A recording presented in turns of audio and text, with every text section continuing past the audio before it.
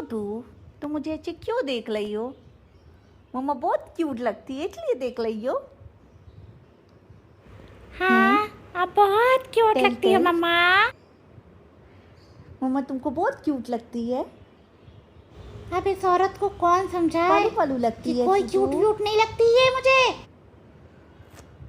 आज भी ऐसा लगता है वही छोटी सी बच्ची है 3 महीने की, वो वैसी तो शक्ल मैं है हूँ इसकी। मम्मा, क्यूट क्यूट बच्ची।